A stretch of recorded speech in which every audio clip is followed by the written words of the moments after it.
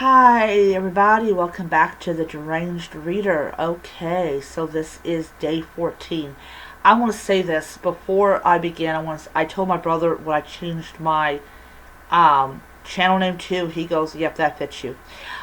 So it's the Deranged Reader, and now it's day 14. And I'm going to go over the 4 books that I am reading, and then I have something else I want to mention. And yes, everybody, my hair looks a lot better than it did before. Okay, so the first one is the 25 Gifts of Terror, day number 14. This deals with a bodybuilder who is obsessed over everything from how much food he intakes to how much time he spends at the gym. There is these other people that are basically bodybuilders. There's some of them that use steroids. There's some of them that don't. And what ends up happening is, this guy is so obsessed over winning this competition that he does the unthinkable.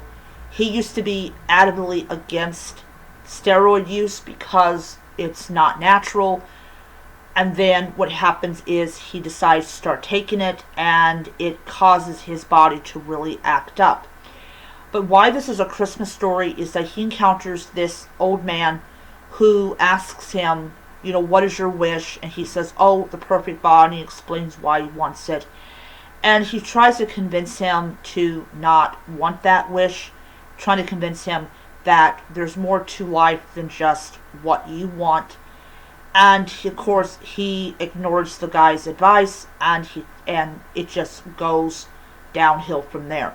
He literally almost dies because of steroids, and when he is forced off of it, or when they do something to pump the steroids out of his body, he starts literally, he just does not look good.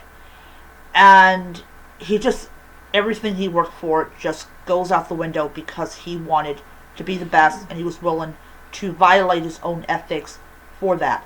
But before we see the end of the elderly man, he explains to him there is more to life than a perfect body. These people around you, they're living their best life because in essence they have their priorities where they need to be. They care more about living in the now. They care more about the people around them than about looking good. So it's more of a lesson than a horror story. Then I bought a Haunted Christmas Tree Farm, chapter 14. We have, of course, the presents that shows back up. This time Roger sees it more than he used to. And apparently he now realizes, yes, there is something at this Christmas tree farm that should not be there. So we'll see what it is at the end of the story, I'm pretty sure. Alright, then I'll Be Alone for Christmas ramps up the terror. You have our protagonist who confronts this woman who wants to rob the cabin, and she sprays her with pepper spray, which causes her to literally lose her mind, which is normal. But she screams, my boyfriend is in the cabin. And if it's true, there's somebody has been waiting in the shadows for the last couple of chapters. We don't know who he is, but as she's back on the phone with 911, the dispatcher, who she knows by name, is like, we need to get a unit out there now. And she's basically saying, is there any place you can hide for about 30-40 minutes? And she's like, no, there's nowhere I can hide. So they're going to try everything. I would suggest get a helicopter. That would be kind of nice. Helicopter goes a lot faster. Anyways, so now she's stuck in her room, and somebody's trying to come in. Alright, so The Winter Visitor, my final book that I read for today. So three of the 4 chapters deals with the past, and 1 chapter deals with the present. So the first of the 4 chapters I read, you have basically the last of the 4 Dum-Dums. And what happens is, sorry, what happens is they finally finish the whole thing, and they come up with this brilliant, genius idea to bury her in the lock. In the next one, Claire's like, first of all, dead bodies cannot give birth to living children. Cannot. And so more the mystery of like the guy, like, okay. All in all,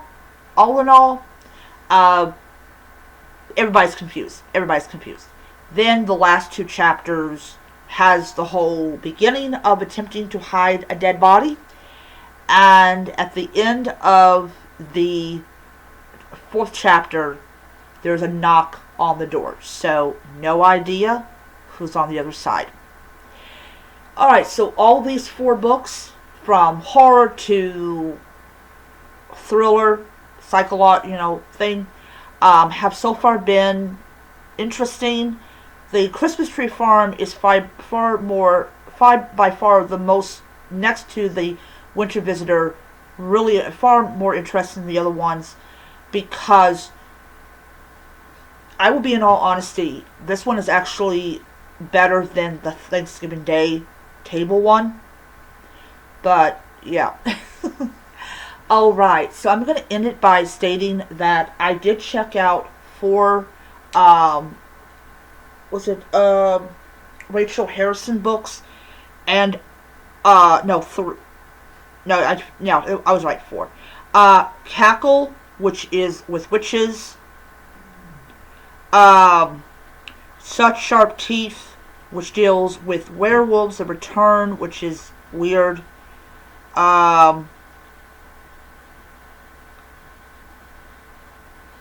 Let's see here. Yeah. Okay, yeah, no, take it back. It was 3 Rachel Harrison books and 1 not. So, The Return, which is the first book she published, according to her bibliography. Such Sharp Teeth was her second. Or was it Cackle the second? Anyways, I have 3 of them, and I will start on them. And then from Meg Ellison, I checked out Number One Fan. So, have you ever watched the movie Misery that's based on the book by Stephen King? Well, from the description I got off of the Libby app, this feels like that it is a retelling of Misery, but this time it is a woman who gets kidnapped. She is an author, and then it's a guy that kidnaps her, and it kind of questions